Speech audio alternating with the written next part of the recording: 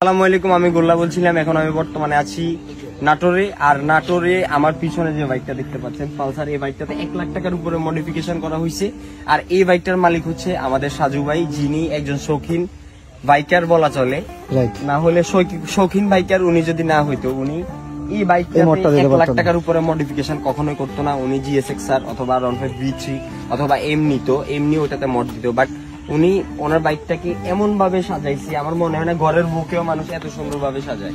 Seriously কথাগুলো খারাপ লাগলেও এটাই বাস্তব। তো আমি যদি বাইকের মডিফিকেশনের ব্যাপারে সামনে থেকে শুরু করি, মডিফিকেশন আমি আপনাদেরকে দেখাবো, তবে কোনটার প্রাইস কিরকম ওইটা যদি আমি জানতে হয় আমার মোটামুটি 12 থেকে 14 ঘন্টা সময় লাগবে। এই জিনিসগুলো নিয়ে লেখালেখি করতে হবে, স্ক্রিপ্ট তৈরি করতে হবে, এরপরে ক্যামেরার সামনে এসে আপনাদের সাথে কথা বলতে হবে। ওইটা একটা লং প্রসেসিং। সো আপনাদেরকে প্রাইস গুলো বলা সম্ভব হচ্ছে না। আমি যতটুকু পরিমাণ সম্ভব কি কি মডিফিকেশন করা হয়েছে জিনিসগুলো আপনাদের সামনে তুলে ধরার চেষ্টা করবো। আর যদি আমার ছোট মানুষ হিসেবে আমার কোথাও ভুল হয়ে থাকে কমেন্টে সেটা আপনারা জানিয়ে দিবেন। So let's start the video. তো বাইকের যদি আমি ফ্রন্ট সাইডের দিকে আসি, বাইকের হেডলাইট স্টিকার করা হয়েছে এখানে, এইটা বাইজর, এরপরে সামনে এগুলা একদম পুরা কার্বন ফাইবার স্টিকার করা হয়েছে। এখানে গুটলিগুলা চেঞ্জ করা হয়েছে, এখানে গোফ্রোর মাউন্ট বসানো হয়েছে। এরপরে এখানেও মাডগার্ডটাও সেম একই রকম ভাবে কার্বন ফাইবার স্টিকার করা হয়েছে। এখানে একটি উইংলেট ইনস্টল করা হয়েছে R15 ভার্সন 3 এর। এখানে 2টা ফগ লাইট ইনস্টল করা হয়েছে। আই থিঙ্ক এখানে একটা সবগুলাই টাকার খেলা। এরপরে আমি যদি বাইকের সামনে ডিস্কের দিকে আসি, পালসারের ডিস্ক বেসিক্যালি এই সাইজের থাকে, ওটার ব্রেকিং পারফর্ম এতটাও ভালো হয় না। তো এই ডিস্কটাকে চেঞ্জ করছে আর এখানে ইনস্টল করছে যে এই ডিস্কটার প্রাইস, এরপরে এখানে যে উনি যে বসাইছে মডিফিকেশন করে ওই হুকটার প্রাইস, এরপরে এখানে যে ক্যালিপারটা বসছে এই ক্যালিপারের সেটআপ সবগুলো মিলিয়ে ওনার 12,000 টাকা খরচ হয়েছে। এরপরে এখানে গুটি ইনস্টল করছে, এরপরে এখানে পালসার লেখা গোল্ডেন কালারের কি জানি ইনস্টল করছে, ওটার নাম আমি ঠিক জানি না। হচ্ছে MRF এর টায়ার, এটা এসি টায়ার। এটার সামনেরটা পিছনেরটার দাম পড়ছে 12,000 টাকা। এরপরে এখানে 2টা গুটলি ইনস্টল করা হয়েছে, রিমের ভিতরে কালার করা হয়েছে। আপনারা যদি খেয়াল করে দেখেন ডিফারেন্ট একটা কালারটা দেখতে এতটাও না ফুটলে, কিন্তু সামনে থেকে আমি যখন দেখি একটু জুম দিয়ে দেখাও কালারটা, তাইলে কালারটা ফুটবে। ওপরে আমি যদি বাইকের স্টিয়ারিং এর দিকে আসি, এখানে কুইক থ্রটল ইনস্টল করা হয়েছে, এখানে ব্রেক পাম্প চেঞ্জ করা হয়েছে, স্টার্টিং চেঞ্জ করা হয়েছে। এরপরে এখানে আপনার যেগুলা লুকিং গ্লাস আছে ওগুলা মডিফিকেশন করা হয়েছে। এই ছোট্ট এই মিটারটা আমি আমার বাইকে লাগাইছিলাম। জাস্ট এটার প্রাইসটা আপনাদেরকে বলি, এটার প্রাইস হচ্ছে 2200 টাকা। আমি এটা লাগাইছিলাম। আর এইগুলার প্রাইস এখানে মিনিমাম 20,000 টাকার মডিফিকেশন আছে। এরপরে এখানে যে মিটার, এখানে ওনার ফেসবুক পেজের নাম SP সাজু রাইডার। আর মিটারটাকে 2টা কালারে উনি বিভক্ত করছে, একটা হচ্ছে রেড কালার, একটা হচ্ছে ব্লু কালার টাইপের। এই আর কি। এখানে গ্রিপ গুলো চেঞ্জ করা হয়েছে, এখানে সুইচ লাগানো হয়েছে, clutch lever and brake lever দুইটাই চেঞ্জ করা। RCB এগুলো তো অনেক দাম। কত প্রাইস? 12,000 টাকার মতো। 12,000 টাকার মতন 2 সেট একসাথে। এরপরে আমি যদি বাইকের ট্যাঙ্কের দিকে আসি, এখানে কার্বন ফাইবার স্টিকার করা হয়েছে, এখানে কার্বন ফাইবারের শেড দিয়ে স্টিকার করা হয়েছে, পালসারের এই লেখাটাকে রেড করা হয়েছে। এরপরে এখানে 150 একটা স্টিকার লাগানো হয়েছে। এরপরে আমি যদি তার থেকে নিচের দিকে নামি, এখানে বাম্পার ইনস্টল করা হয়েছে, এটাও মডিফাই করা। এরপরে আমি যদি এরপরে একটু নিচের দিকে নেমে মডিফিকেশনের কথা দেখাই, এটার নাম কি ব্রেদার পাম্প। এটা হচ্ছে ব্রেদার পাম্প ইনস্টল করা হয়েছে। ব্রেদার পাম্পটা একটু সাইড দিয়ে দেখাও, এটা লুকটা অসাধারণ। এই যে ব্রেদার পাম্পটা ইঞ্জিন থেকে এখান দিয়ে আসছে, অনেক জোস লাগতেছে, সুন্দর লাগছে। কিন্তু কার্বন ফাইবার স্টিকার করা হয়েছে। এরপরে এখানে 93 লেখা আছে। এরপরে এখানে লেখা আছে ওনার ফেসবুক পেজের নাম।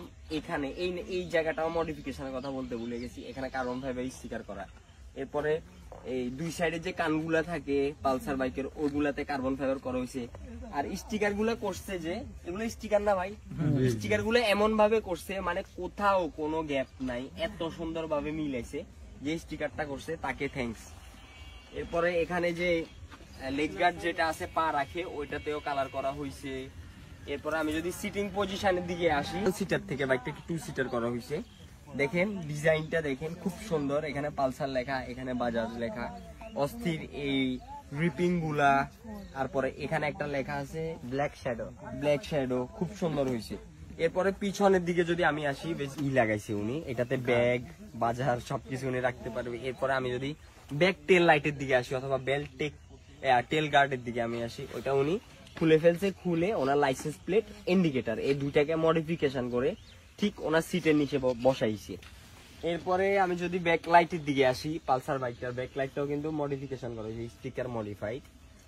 আর এখানে সাইলেন্সার 5টাতে মাত্র চোখ পড়ছে, এটা মনে হয় R15 ভার্সন 2 এর, এটা R15 ভার্সন 2 এর। সাইলেন্সার 5টা স্ট্রোক পালসারের আছে, কিন্তু পিছনের সাইডে যে ঢাকনাটা ওটা R15 ভার্সন 2 এর। এটাতে সাউন্ডের কোনো ডিফারেন্স আছে কিনা আমি আপনাদেরকে দেখাই।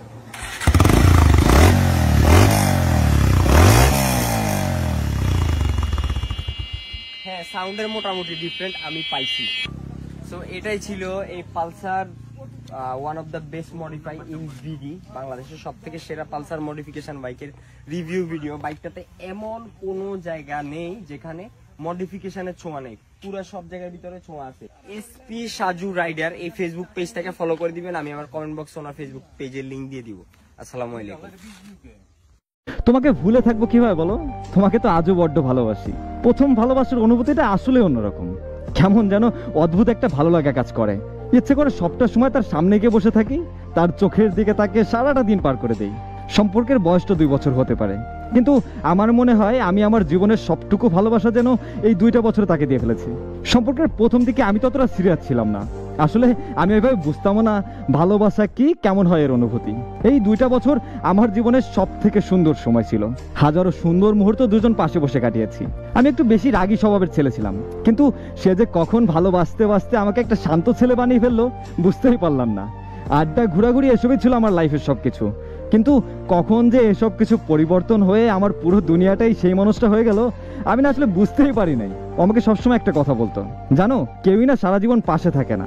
আর আমি বলতাম থাকার ইচ্ছা থাকলে মানুষ ঠিকই থাকে। খুব ভোরে যখন রাস্তা দিয়ে হাঁটতেছিলাম দুজন, তখন ও আমাকে একটা কথা বলছিল, আমি যদি কখনো হারিয়ে যাই কি করব তখন। আমি আসলে তখন কোনো উত্তরই দিতে পারি নাই, চোখ দিয়ে অজস্রে পানি পড়তেছে। আর ও তখন বললো, আরে বোকা ভয় নাই, হারিয়ে যাব না কখনো।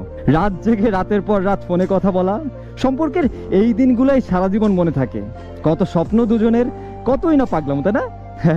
বাইরে ঘুরতে যাওয়া, হাত ধরে হাঁটা, এই স্পর্শগুলো মন থেকে কখনো মুছে ফেলা সম্ভব না, কেন জানি থেকে যায়। সময় বাড়ার সাথে সাথে আমি তার প্রতি অতিরিক্ত পরিমাণে দুর্বল হতে থাকি, আর আস্তে আস্তে প্রিয় মানুষটাকে প্রচন্ড পরিমাণে ভালোবেসে ফেলি। সম্পর্কটা এত সুন্দর ছিল, কখনো অবিশ্বাস নামক শব্দটা আমাদের ভিতরে আসেনি। দুজন দুজনকে পাগলের মতো ভালোবাসতাম, কিন্তু হঠাৎ একদিন সামান্য একটা বিষয় নিয়ে ও আমাদের সম্পর্কটা শেষ করে দিল।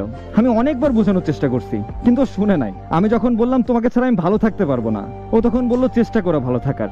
আজ আমার কাছে কিছুই করার নেই, আমিই পারলাম না, ভালো থেকো তুমি। তারপরে আর যোগাযোগ করতে পারি না ওর সাথে। আমার মনে হয় কোথাও না কোথাও কিছু তো একটা ছিল, যার কারণে সে এভাবে চলে গেল। তার কিছুদিন পরেই তার বিয়ে হয়ে যায়। সবটুকু তো জানি না, তবে যতটুকু শুনেছি ওর বাবা মা জোর করে ওকে বিয়ে দিয়ে দেয়। আসলে ওর সাথে তো আর যোগাযোগ হয়নি যে জানবো কেন কিসের জন্য আমাকে ছেড়ে চলে গেল সেদিন। ভুলটা কোথায় ছিল আমার? মানুষ একবার হারিয়ে গেলে তাকে তো আর ফিরে পাওয়া যায় না, আর সে তো আজ অন্য কারো। তার উপরে তো এখন কোনো অধিকারই আমার নেই। ভুলে যাওয়াটা সহজ না, সবাই ভুলতেও পারে না। কিছু মানুষ কষ্ট নিয়েই বাঁচতে ভালোবাসে, প্রিয় মানুষটার দেওয়া কষ্টগুলো বুকে নিয়েই তাকে ভালোবাসবে। যদি তার ছেড়ে চলে যাওয়াতে আমি তাকে ঘৃণাই করি, তাহলে তাকে কেমন ভালোবাসলাম? ভালোবাসার মানে যে তাকে পেতেই হবে এমনটা তো না। পাইনি কারণ সে আমার কপালে ছিল না। ভুলতে তাকে আমি কোনোদিনই পারবো না, আর বলতে চাইও না। জানি জীবনে আজ না হয় কাল আমার জন্য যে মানুষটা আছে সে ঠিকই আসবে, তাকে নিয়েই বাঁচতে হবে, তার সাথেই থাকতে হবে। তবে আফসোস এটাই থাকবে, আমি যাকে চেয়েছিলাম আমি তাকেই হারালাম। দোয়া করি তোমার জন্য, যেখানে থাকো ভালো থাকো। প্রথম ভালোবাসা আর যাই হোক, কপালে না থাকলেও মনে সারা জীবন থেকে যায়। আমি তো নিজেও বলি যে ভুলে থাকতে শেখো, কিন্তু তবে এটাও জানি বলাটা যত সহজ, করাটা ততটা সহজ না।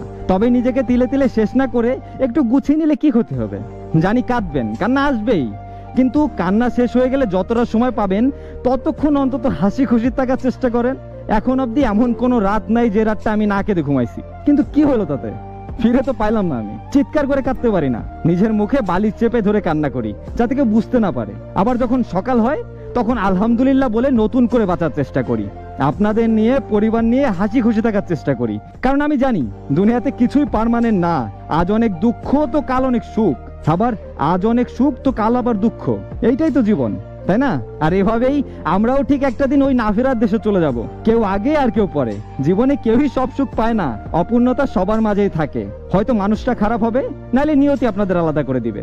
কিছু কিছু সময় মেনে নিতে হয়, নিজেকে বোঝাতে হয়, আজ না হয় কাল আমিও ভালো থাকবো, একটু অপেক্ষা করে দেখি কি হয়। প্রত্যেকটা মানুষের জীবনে কিছু না কিছু হারানোর গল্প তো আছেই, এই হারানোর গল্প নিয়েই তো জীবন।